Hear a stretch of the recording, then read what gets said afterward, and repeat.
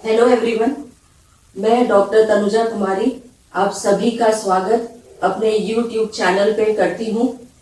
उम्मीद करती हूँ जितने भी वीडियोस मैंने अभी तक पोस्ट किए हैं वो आपको पसंद आए होंगे और लाभदायक सिद्ध हुए होंगे। आज मैं जिस विषय पर आपसे चर्चा करने जा रही हूँ वह है झारखंड में असहयोग आंदोलन।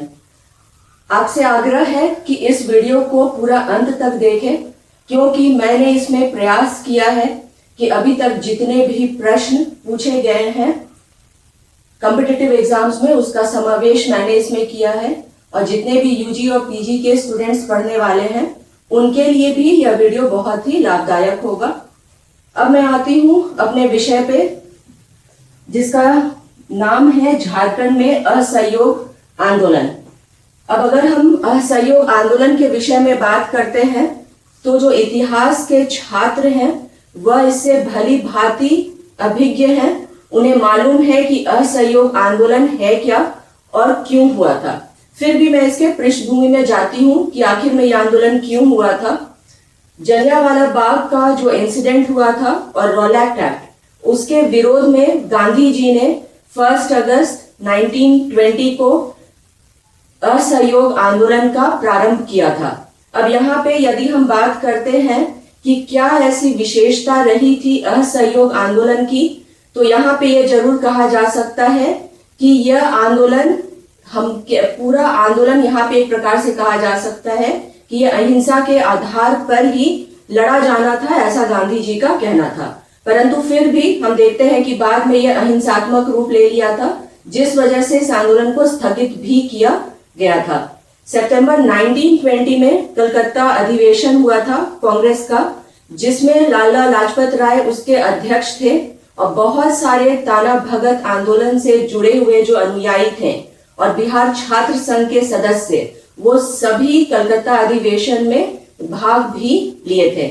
यहाँ पे मैं कलकत्ता अधिवेशन और छात्र संघ का जिक्र इसलिए कर रही हूँ क्योंकि जब हम क्षेत्रीय आधार पे झारखंड के स्तर पे असहयोग आंदोलन की बात करते हैं तो यहाँ पे हमें यह देखने को मिलता है कि कलकत्ता का जो अधिवेशन हुआ था उसमें बढ़ चढ़ के जितने भी झारखंड के लोग थे उनके द्वारा उसमें सहभागिता दर्ज की गई थी।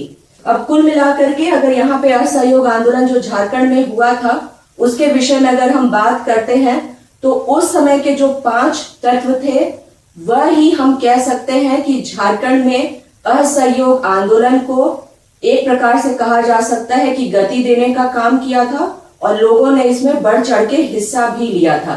यदि हम 5 तत्वों की बात करते हैं तो वह थे, पहला गांधी जी की यात्राएं, दूसरा अबुल कलाम आजाद का रांची में नजरबंद होना, तीसरा स्वामी सहजानंद का किसान आंदोलन, चौथा जो यहाँ के स्थानीय कांग्रेसी नेता इस समय उभर करके सामने आए थे, और पांचवा ताना भगत आंदोलन। ताना भगत आंदोलन का हम एक प्रकार से यहाँ कहा जा सकता है कि बहुत बड़ी भूमिका रही थी झारखंड में असहयोग आंदोलन को आगे बढ़ाने में। अब हम जब झारखंड में असहयोग आंदोलन के विषय में चर्चा करते हैं तो एक प्रकार से इसको अगर हम विभाजित करने जाते हैं तो यहाँ पे हम देखते हैं कि मुख्यतः जो 5 जिले थे, जैसे हजारीबाग, पलामू, रांची, सिंहभूम और संथाल परगना, इन क्षेत्रों में सबसे अधिक प्रभाव हमें देखने को मिलता है असहयोग आंदोलन का। मैंने यहाँ पे प्रयास किया है कि कैसे जो है जितने भी क्षेत्रों में जो कार्य हुए थे असहयोग आंदोलन के समय में उसको एक निश्चित पॉइंट्स के आधार पे इसकी चर्चा की जाए। अब यहाँ पे अगर हम बात करते हैं कि मुख्य क्या रहा था जितने भी क्षेत्र में असहयोग आंदोलन रहे थे, तो उसको इस प्रकार से विभाजित किया जा सकता है, जैसे कि क्षेत्रीय नेता सभा, जिला कांग्रेस समिति, राष्ट्रीय विद्यालय, राष्ट्रीय नेता जिनकी यात्राएं हुई थी असहयोग आंदोलन के दौरान, छात्र संघों का जो निर्माण हुआ था, कानून और दंड जिसको रोकने का प्रयास करने के लिए झारखंड में असहयोग आंदोलन का प्रचार प्रसार हो रहा था, उसके लिए जो दंड दिए गए थे वो, और अन्य जो विशेष पक्ष हर एक क्षेत्र निर्धारित रहे थे। अब मैं एक एक करके यहाँ पे बात करूंगी। जैसे क्षेत्रीय नेता को लेकर के, तो सर्वप्रथम यहाँ पे हम देखते हैं हजारीबाग क्षेत्र के विषय में, या इसके विषय में हम बात करते हैं। इसके जो प्रमुख नेता झारखंड में उस समय में हजारीबाग क्षेत्र के रहे थे वह थे बाबू बजरंग सहाय, कृष्ण बल्लभ सहाय, सरस्वती देवी और शालिग्राम सिंह। इन सभी ने गांधी जी के आह्वान पे जो है यहाँ पे राष्ट्रीय आंदोलन में इनकी सहभागिता रही थी, या इनकी बहुत अहम भूमिका रही थी राष्ट्रीय आंदोलन को आगे बढ़ाने में। अब यहाँ पे अगर चर्चा की जाए कि जैसे बाबू बजरंग सहाय, इन्होंने गांधी जी के कहने पर अपनी जो शिक्षा थी कानून की उसे छोड़ दी थी। दूसरे कृष्ण बल्लभ सहाय, इन्होंने भी अपने एमए और कानून की पढ़ाई छोड़ करके असहयोग आंदोलन में अपनी हिस्सेदारी दर्ज की थी। ठीक इसी प्रकार हम पलामू में देखते हैं कि जो अन्य नेता उभर करके आए थे पलामू क्षेत्र में, वो थे धनी सिंह खरवार, देवकी प्रसाद सिंह, विदेश्वरी पाठक और अब्दुल बारी। अब्दुल बारी का बहुत उल्लेखनीय योगदान रहा था। यहाँ पे जितने भी 16 वर्ष से ऊपर के जो छात्र रहे थे उनको आंदोलन से जोड़ने के लिए, जैसे इन्होंने सभा में बुला करके अधिवेशन में यह कहा था कि जितने भी 16 वर्ष से ऊपर के जो युवक हैं उन्हें राजनीति में शामिल हो जाना चाहिए। जितने भी 16 वर्ष के या ऊपर उसके जितने भी युवक और छात्र हैं उन्हें सरकारी स्कूलों में पढ़ना छोड़ देना चाहिए। तीसरा कि जितने भी 16 वर्ष से कम उम्र के छात्र हैं उन्हें या उनके अभिभावकों को ये प्रयास करना चाहिए उनको एक तरह से गुड बुक्स लेने के लिए कि किस प्रकार से उनको भी सरकारी स्कूलों से अलग किया जाए। और पांचवा कि राष्ट्रीय स्कूलों में ही सिर्फ बच्चे या छात्र पढ़ें। अब यहाँ पे हम आते हैं रांची के क्षेत्र में। रांची में जो प्रमुख नेता रहे थे इस क्षेत्र के वो थे देवकी नंदन प्रसाद, नागरमल मोदी, रंगलाल जलाल और स्वामी विश्वानंद। ये श्रमिक नेता रहे थे रांची क्षेत्र के, जिन्होंने श्रमिकों को जोड़ने का काम किया था असहयोग आंदोलन के साथ में। अब हम आते हैं सिंहभूम क्षेत्र में। सिंहभूम में जो 3 प्रमुख क्षेत्र रहे थे जहां पे असहयोग आंदोलन का सबसे अधिक प्रभाव देखने को मिला था वह था जमशेदपुर, चाईबासा और चक्रधरपुर। यहाँ के जो प्रमुख नेता रहे थे वह थे हरिशंकर व्यास, बीजी साठे जो कि श्रमिक नेता थे इस क्षेत्र के या जमशेदपुर के, आनंद चक्रवर्ती जो यहाँ से प्रकाशित होती थी तरुण शक्ति एक अखबार, उसके लेखक रहे थे और इन्हें कैद कर लिया गया था या गिरफ्तार कर लिया गया था। यहाँ पे मैं चर्चा करना चाहूंगी बीजी साठे के विषय में। इन्होंने गांधी जी के आह्वान पर एक प्रकार से कहा जा सकता है कि जो टाउन हॉल था जमशेदपुर का, वहां पर उन्होंने बाल गंगाधर तिलक की मूर्ति स्थापित की थी और बहुत सारे लोगों को 5 रुपए चंदा दे करके इस श्रमिक संगठन के साथ जुड़ने के लिए प्रेरित किया था। अब मैं आती हूँ संथाल परगना के क्षेत्र में। संथाल परगना के जो क्षेत्र के प्रमुख नेता रहे थे वो थे विनोद नंद झा और दर्शानंद। दर्शानंद जो थे वो जामताड़ा में नशाबंदी में इनका बहुत ही उल्लेखनीय योगदान रहा था। तो यहाँ पे एक प्रकार से हम देखते हैं कि जितने भी नेता रहे थे कांग्रेस के उस समय जुड़े हुए असहयोग आंदोलन के साथ में, एक प्रकार से कहा जा सकता है कि राष्ट्रीय आंदोलन को या असहयोग आंदोलन को आगे बढ़ाने का कार्य किया था।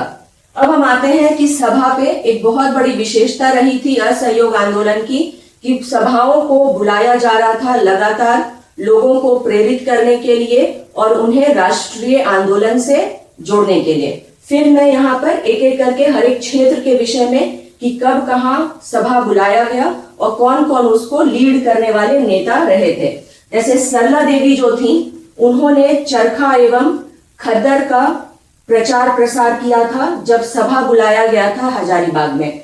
इनका जब अधिवेशन की जब इन्होंने अध्यक्षता की थी इस सभा का, तो इसमें बहुत सारे लोग राष्ट्रीय आंदोलन में हजारीबाग क्षेत्र के जुड़े थे असहयोग आंदोलन के साथ में। अब जब हम पलामू क्षेत्र के विषय में बात करते हैं तो पलामू किले में एक सभा बुलाई गई थी जिसका अध्यक्षता धनी सिंह खरवार ने किया था।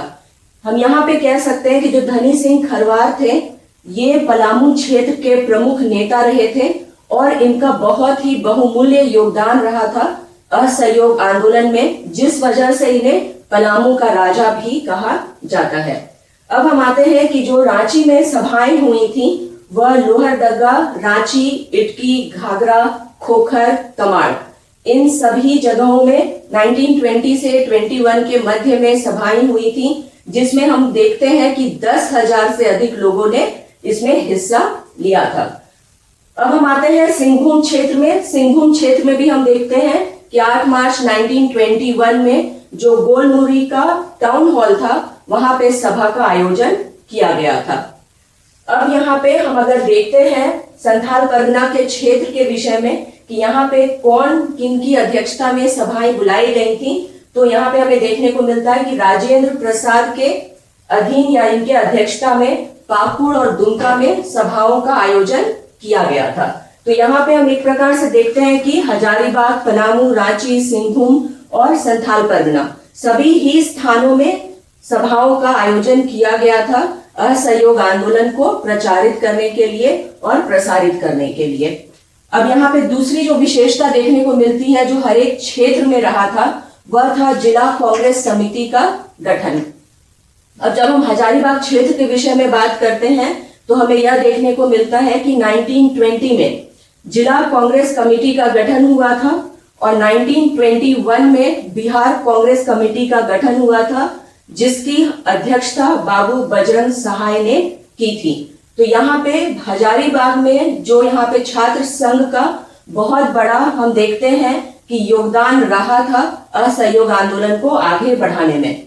अब हम आते हैं पलामू क्षेत्र में। यहाँ पर भी जिला कांग्रेस समिति का गठन हुआ था, जिसमें कि डाल्टनगंज में नन कोऑपरेशन कमेटी का गठन 1920 में हुआ था।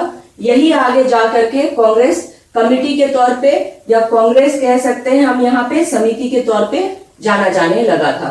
अब हम आते हैं रांची के क्षेत्र में। यदि रांची के क्षेत्र के विषय में बात किया जाए तो 1920 में जिला कांग्रेस समिति का गठन हुआ था। साथ ही साथ हमें देखने को मिलता है कि 18 से 19 नवंबर 1920 में रांची में कांग्रेस का वार्षिक अधिवेशन भी हुआ था।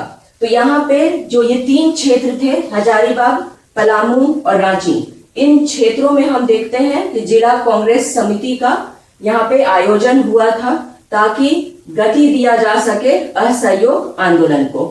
अब यहाँ चौथी विशेषता के विषय में बात करना मैं चाहूंगी, जो था राष्ट्रीय विद्यालयों का स्थापना। जब हम असहयोग आंदोलन के कार्यक्रम के विषय में बात करते हैं तो वहां ही हमें देखने को मिलता है कि कुछ निश्चित वहां पे पॉइंट्स दिए गए थे जिसके आधार पे लोगों को जोड़ा गया था असहयोग आंदोलन से और जो उनको फॉलो भी करना था।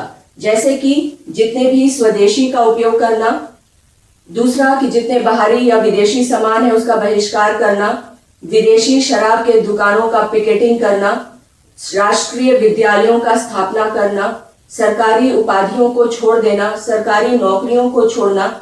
इस प्रकार के पॉइंट्स जो थे वो निर्धारित थे असहयोग आंदोलन के कार्यक्रम में या प्रोग्राम में। उसी का अनुसरण हम देखते हैं कि झारखंड में भी असहयोग आंदोलन में भी हुआ था।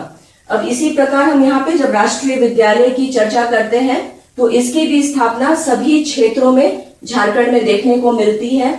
जैसे कि हजारीबाग और चतरा में राष्ट्रीय विद्यालय की स्थापना हुई थी। संत कोलंबा कॉलेज के छात्र भी बहुत बढ़ चढ़ करके हिस्सा लिए थे असहयोग आंदोलन में, जिसमें कि राम विनोद सिंह जो इसके छात्र थे संत कोलंबा कॉलेज के, उन्हें गिरफ्तार कर लिया गया था और इनके कार्यों के कारण ही इन्हें झारखंड के जतिन बघा के नाम से भी जाना जाता है। अब जब हम पलामू क्षेत्र के विषय में बात करते हैं तो यहाँ पर भी राष्ट्रीय विद्यालयों की स्थापना हुई थी। डाल्टनगंज में राष्ट्रीय विद्यालय की स्थापना हुई थी, हुसैनाबाद में माध्यमिक स्कूल की और डाल्टनगंज में एक कायस्थ विद्यालय की स्थापना हुई थी। इसी प्रकार रांची में भी हम देखते हैं कि राष्ट्रीय विद्यालयों की स्थापना हुई थी। रांची और लोहरदगा में राष्ट्रीय विद्यालय की स्थापना हुई थी तथा रांची में उस्मान नाम के एक नेता थे, उन्होंने अंजुमन इस्लामिया मदरसा को यहाँ पे उसमें जितने भी पढ़ने वाले जो छात्र थे हिंदू और मुस्लिम, उनके बीच में एकता को बढ़ाने का काम किया था। यहाँ पे जो अंजुमन इस्लामिया मदरसा जो है इनके संस्थापक रहे थे अबुल कलाम आजाद और इनका एक यहाँ उद्देश्य रहा था कि जितने भी एक ही जगह एक ही छत के नीचे हिंदू मुस्लिम छात्र पढ़ सकें, और इसी को आगे बढ़ाने का काम उस्मान ने किया था। उसी प्रकार सिंघू में भी हम देखते हैं कि चक्रधरपुर में राष्ट्रीय विद्यालय की स्थापना की गई थी। और यदि हम संथाल परगना के क्षेत्र के विषय में बात करते हैं तो हमें यहाँ भी देखने को मिलता है कि जामताड़ा में हाई स्कूल का निर्माण हुआ था और देवघर में उच्च विद्यालय की स्थापना की गई थी। और साथ ही साथ यहाँ पे हमें राष्ट्रीय विद्यालय के स्थापना का भी जानकारी मिलता है। अब हम आते हैं कि कौन कौन से राष्ट्रीय नेता आए थे उस समय झारखंड में, ताकि जो असहयोग आंदोलन था उसे गति प्रदान की जा सके। तो यहाँ पे हम देखते हैं कि हजारीबाग में राजेंद्र प्रसाद और मोतीलाल नेहरू, इन दोनों ही राष्ट्रीय नेताओं की यात्राएं झारखंड में हुई थी और इन्होंने सभाओं का आयोजन किया था। उसी प्रकार पलामू में भी हम देखते हैं, या पलामू के क्षेत्र में भी हम देखते हैं कि 7 मार्च को राजेंद्र प्रसाद ने डाल्टनगंज में सभा का आयोजन किया था। ठीक इसी प्रकार रांची में भी हमें देखने को मिलता है कि राजेंद्र प्रसाद और गांधी जी, इन दोनों की यात्राएं रांची में हुई थी। 1917 में गांधी जी रांची आए थे और राजेंद्र प्रसाद ने सभा का आयोजन 12 मार्च 1921 को रांची में किया था।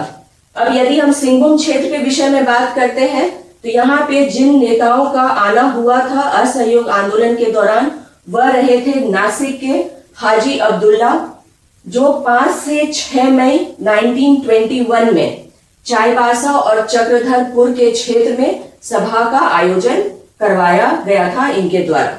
इसी प्रकार मजरुल हक जो है, इनके द्वारा भी चक्रधरपुर में सभा का आयोजन किया गया था।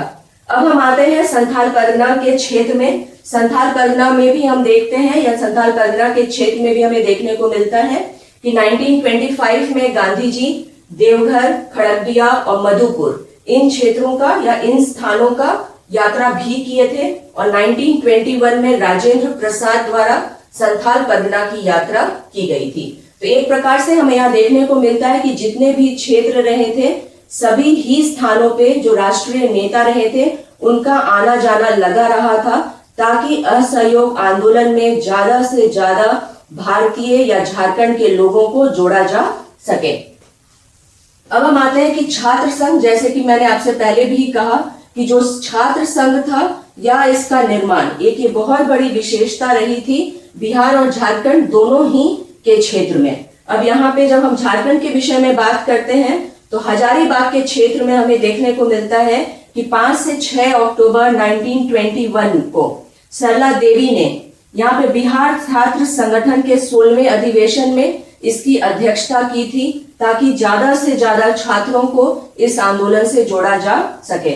ठीक इसी प्रकार पलामू में भी हमें देखने को मिलता है कि बिहार छात्र संघ का डाल्टनगंज में अक्टूबर 1920 को इसका यहाँ पे आयोजन हुआ था, या इसकी सभा बुलाई गई थी। यह 3 दिवसीय सभा थी, जिसकी अध्यक्षता C.F. एंड्रयूज, जो गांधी जी के मित्र थे, उनके द्वारा किया गया था। इसी प्रकार रांची में भी हमें देखने को मिलता है कि यहाँ भी बिहार छात्र संघ का यहाँ पे आयोजन हुआ था, और डाल्टनगंज में जो बिहार छात्र संघ का आयोजन हुआ था उसमें रांची के छात्रों की बढ़ चढ़ के हिस्सेदारी रही थी। अब हम आते हैं कि किस प्रकार से इस आंदोलन को रोकने का प्रयास किया गया था झारखंड में। तो हमें यह देखने को मिलता है कि झारखंड में जो आंदोलन असहयोग आंदोलन रहा था वो बहुत ही उग्र रहा था। बहुत सारे लोग इससे जुड़े थे।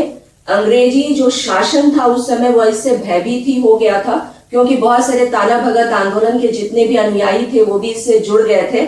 जैसा कि मैंने आपसे पहले भी कहा कि यही कारण रहा था कि असहयोग आंदोलन झारखंड में बहुत उग्र हो पाया था। तो इसे रोकने के लिए अंग्रेजी सरकार के द्वारा बहुत ही कठोर दंड व्यवस्था का यहाँ पे प्रावधान किया गया था। अब मैं आपसे एक एक करके सभी क्षेत्रों में किस प्रकार वहां के नेताओं को रोकने के लिए दंडित किया जा रहा था उसकी चर्चा करती हूँ। अब जब हम बात करते हैं हजारीबाग के विषय में, तो सबसे अधिक हमें देखने को मिलता है कि जो चतरा का क्षेत्र रहा था वहां पे दंडित करने का कार्य हुआ था। चतरा में हम देखते हैं कि जो अनुमंडल पदाधिकारी था जिनका नाम क्रिश्चियन था, उन्होंने उमराव मारवाड़ी नामक एक व्यक्ति को उनके कार्यों से रोकने के लिए, क्योंकि इन्होंने खादी का और खद्दर का बहुत अधिक प्रचार प्रसार उस समय कर रहे थे उनको रोकने के लिए धारा 144 लगाई गई थी। उसी प्रकार हम देखते हैं कि 17 फरवरी 1922 को शाह बजी अहमद इनको भी दंडित किया गया था। इनको कैद करके हजारीबाग सेंट्रल जेल में रखा गया था। वहीं पर इनकी गोली मार करके हत्या कर दी गई थी। और उसके बाद में जो हजारीबाग जेल में जितने भी कैदियों को रखा गया था उनको बाद में शिफ्ट कर दिया गया था भागलपुर के सेंट्रल जेल में। यहाँ पे जो इसके जो अध्यक्ष थे या जेल के जो प्रधान थे उनके बारे में यह कहा जाता था कि वो बहुत ही क्रूर था, बहुत अधिक दंडित करता था उन व्यक्तियों को जो स्वतंत्रता संग्राम में जुड़े हुए थे। और यही मंशा से जितने भी कैदी थे उनको शिफ्ट करके हजारीबाग जेल से भागलपुर सेंट्रल जेल भेज दिया गया था। अब जिस प्रकार हजारीबाग में हम देखते हैं या उसके आसपास जो चतरा का क्षेत्र है वहां पे जितने भी असहयोग आंदोलन से जुड़े हुए लोगों को दंडित किया गया था, उसी प्रकार हम देखते हैं कि पलामू के क्षेत्र में भी लोगों को दंडित करने का कार्य किया गया था।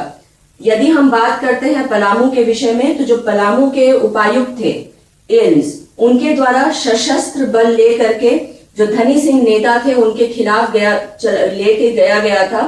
वह खुद ही सशस्त्र बल को लेकर के गया था इनके खिलाफ, क्योंकि वो डर गया था धनी सिंह से, क्योंकि इनके भाषण से बहुत अधिक प्रभावित होकर के लोग इनके साथ में जुड़ते चले जा रहे थे। और इसी को रोकने के लिए खुद ही एम्स जो है वह अपने सशस्त्र बल के साथ में इनके पास धनी सिंह के पास रोकने के लिए गया था।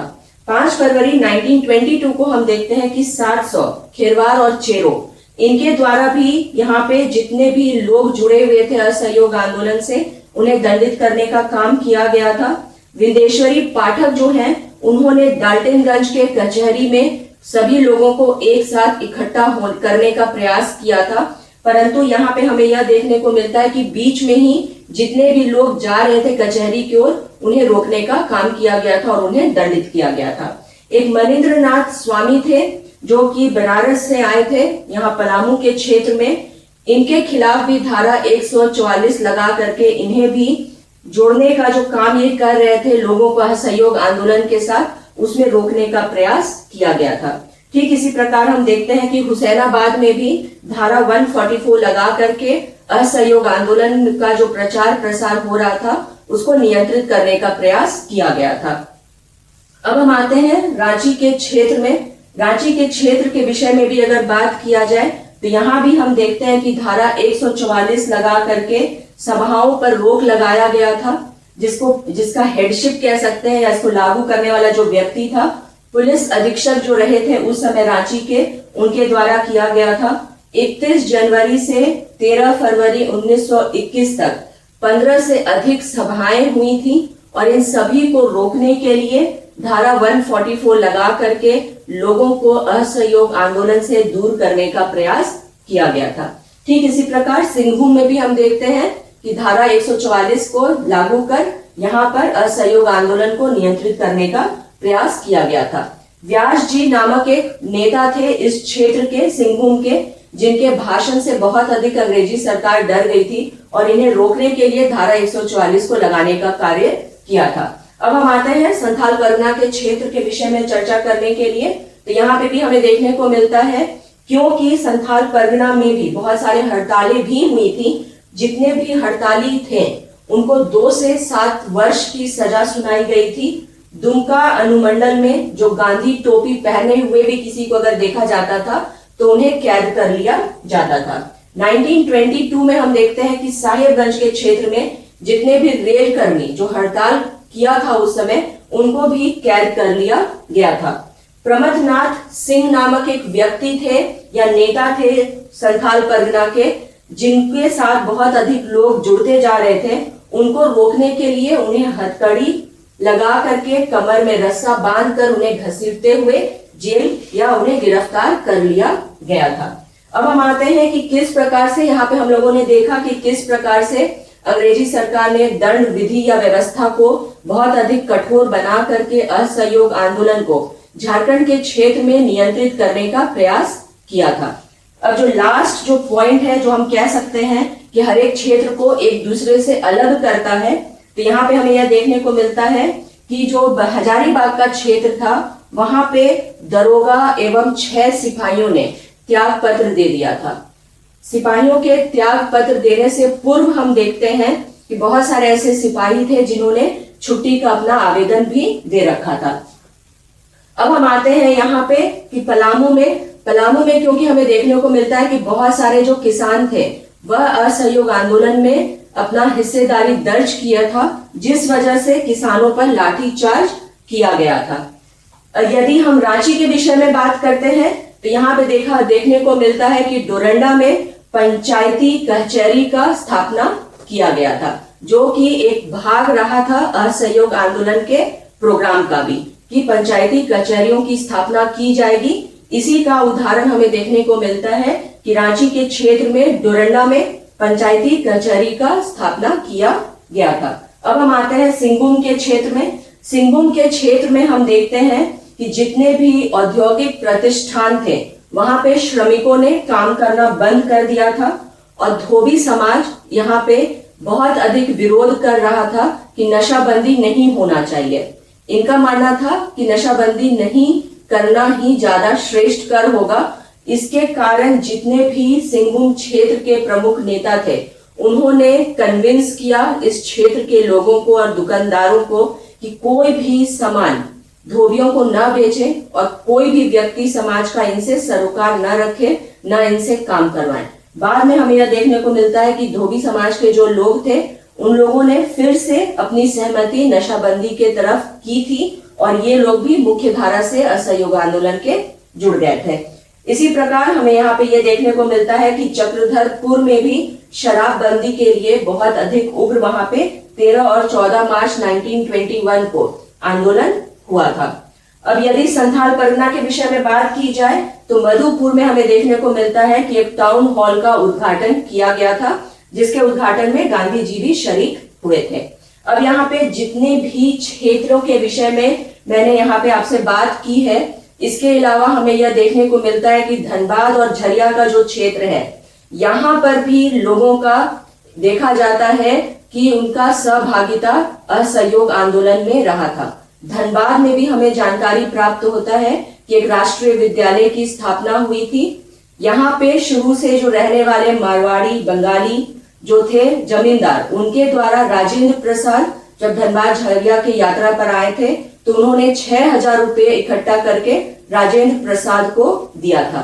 तो एक प्रकार से यह हम कह सकते हैं कि कुल मिला करके यहाँ पे यह कहा जा सकता है कि असहयोग आंदोलन झारखंड में बहुत अधिक सक्सेसफुल रहा था, जो बाकी देश में भी हम कह सकते हैं कि उदाहरण रहा था कि किस प्रकार ताना भगत के जो अनुयायी थे उनके कारण और झारखंड के जितने लोग इस समय जुड़ते चले गए थे, श्रमिक संघ से जुड़े हुए जितने श्रमिक थे, इन सभी ने मिल करके इस आंदोलन को यहाँ पे सफल बनाने का कार्य किया था। अचानक से हमें परंतु यह देखने को मिलता है कि 1922 में गोरखपुर के क्षेत्र में चौरी चौरा में जो इंसिडेंट हुआ था, जहाँ पे 22 पुलिसमैन को जला दिया गया था भारतीय लोगों के द्वारा। इसके कारण गांधी जी ने अचानक से असहयोग आंदोलन का स्थगन का यहाँ पे अनाउंसमेंट किया गया था उनके द्वारा, क्योंकि असहयोग आंदोलन का जो आधार ही रहा था वह अहिंसा पर लड़ने का रहा था। और यहाँ पे हमें यह देखने को मिलता है कि चौरी चौरा में क्योंकि अहिंसात्मक घटना हो गई थी, जिस वजह से इस आंदोलन को अचानक से स्थगित कर दिया गया था। इसका बहुत उस समय विरोध भी हुआ था, परंतु यहाँ पे, और इसे असफल भी शायद इसलिए कहा जाता है असहयोग आंदोलन को, परंतु पूर्णतः इस आंदोलन को असफल नहीं कहा जा सकता है, क्योंकि ये आगे आने वाले जितने भी आंदोलन थे उसके लिए प्रेरणा स्रोत के जैसा कार्य भी किया था। इसी के साथ मैं अपने इस चर्चा को यहीं पे विराम देती हूँ।